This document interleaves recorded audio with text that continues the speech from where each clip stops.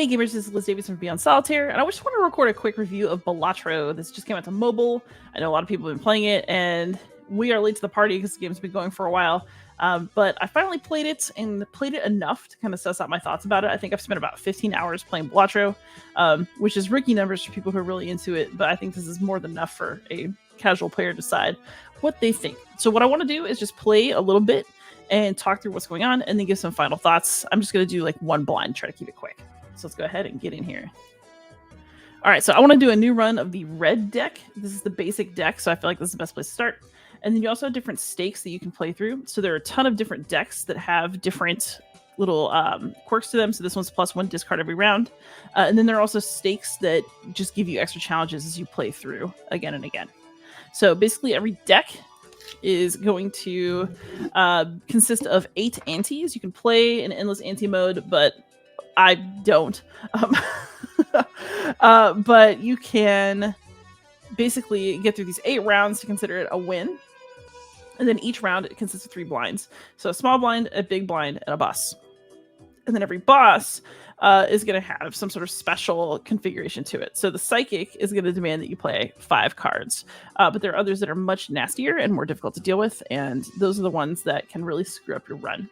So the thing that makes Balatro special is this is it's a roguelike deck building poker game. You add more cards, or that you change the suits of cards, or that you reduce the number of cards to configure it so that you're getting the kinds of hands that you want. You're going to get these things called, you're going to get jokers that will boost your runs, and they'll change how you score. So you want to get a configuration of those. There are celestial cards that let you boost the values of specific kinds of poker hands. So if I want to play like a pair or high card run and I just want like these tiny hands with nothing too valuable in them, I can go for that, or I can go for like straights and flushes. And then there are also these arcana cards that let you do the adjustments to the deck that I was talking about. So there's a lot of stuff to discover. That's the basic structure. You can also skip blinds to try to get special things like double your money. No, that's not worth it for me right now. So I'm going to go ahead and select. And the first blind is always a little bit boring because you're just trying to get through it. You just got to get to 300.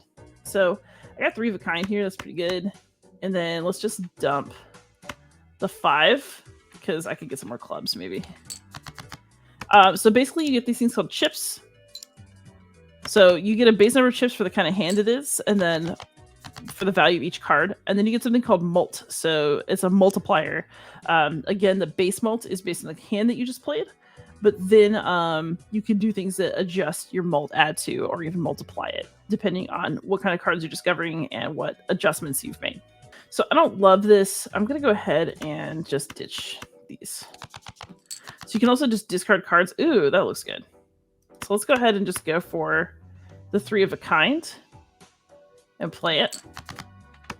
So it's 11 per ace. That's going to be nice for me. And there we go. So I easily passed 300, and that's all I had to do. We could go for something more elaborate, but no reason. Now we're, I think, where the game is really played, which is in the shop. So I got a little money.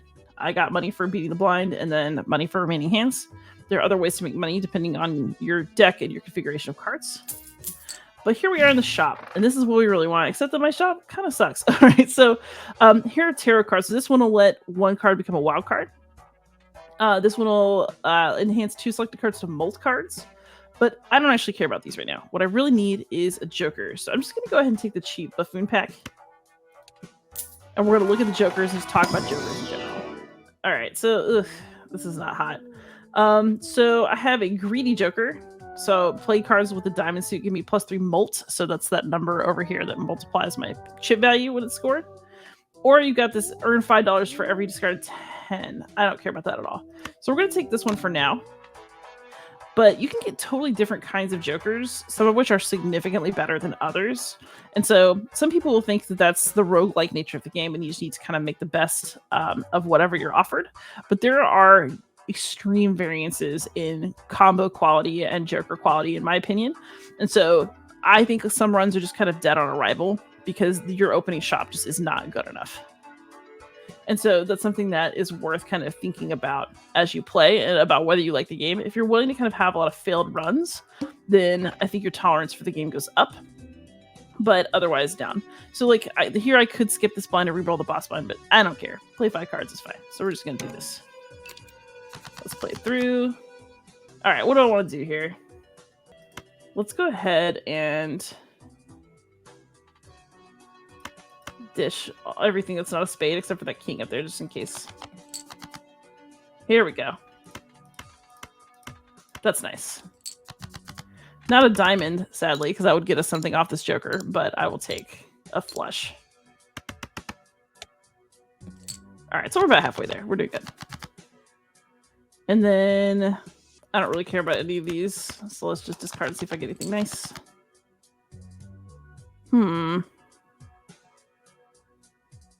I can just discard again. I'm just going to be a bum. Let's do this.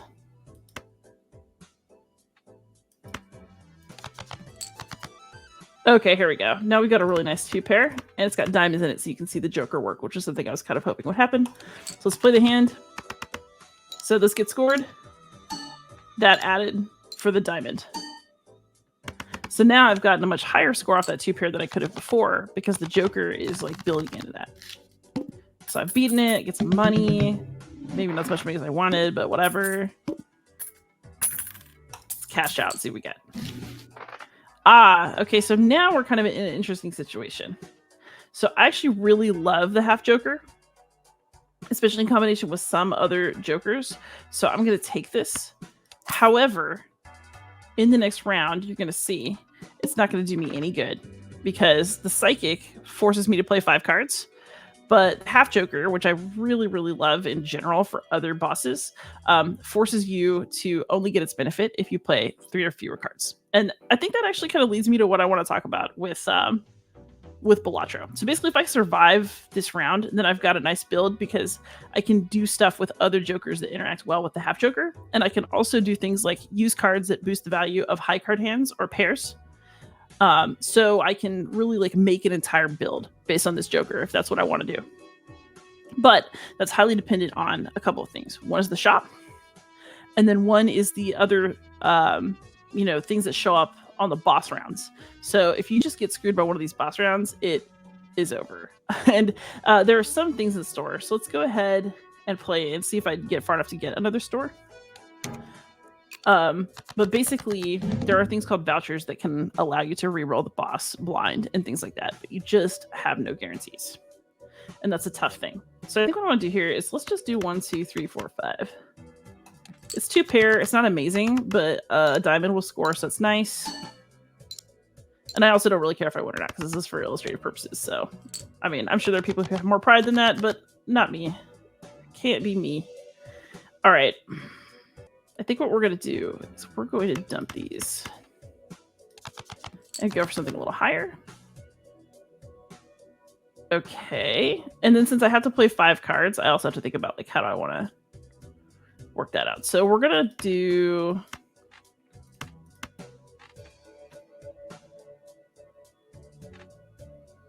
I don't love this, but we're going to go ahead and play this out. Because I just want to clear cards out so I can have nice things to play with. And as you can see, I'm building okay. If I can build up to one like giant hand, we're in great shape. So like, for example, I've just got myself a little flush here, which is really good.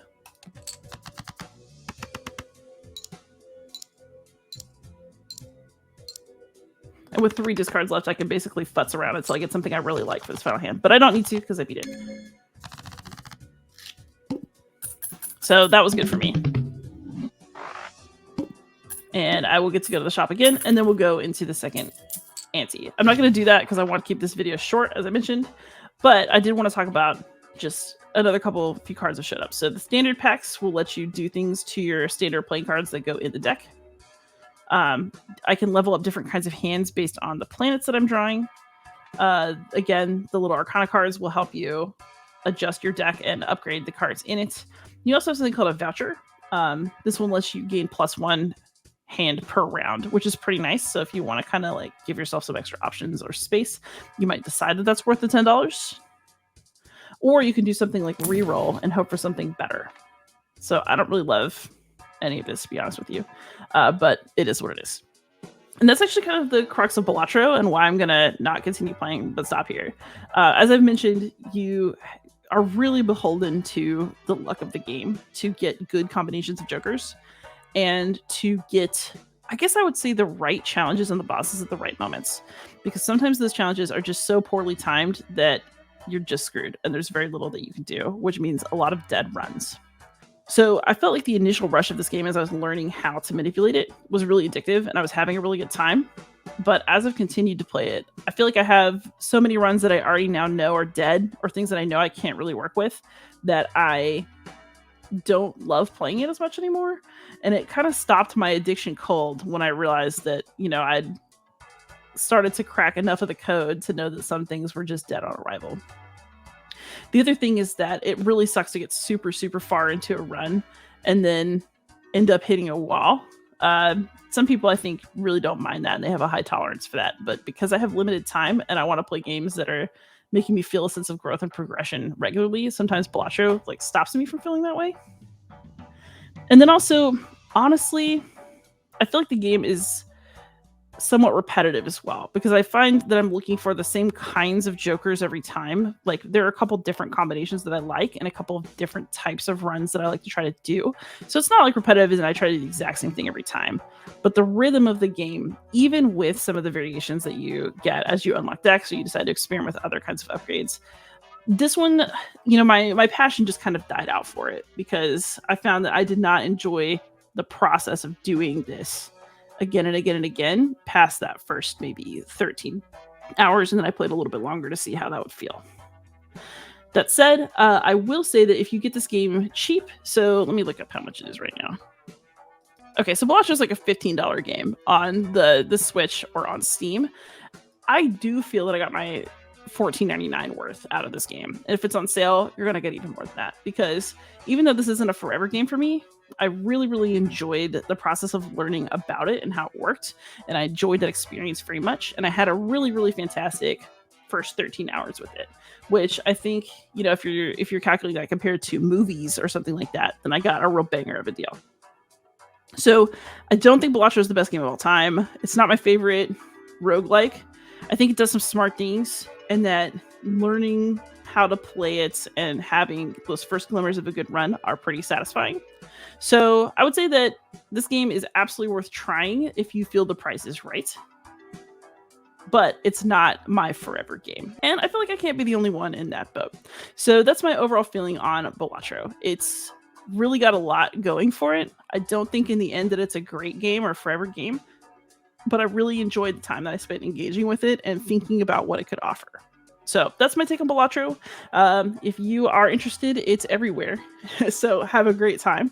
And if this doesn't sound like it's for you, then I'm glad my review helped you decide that. So thank you so much, everybody. I'll be back soon with another review and happy gaming.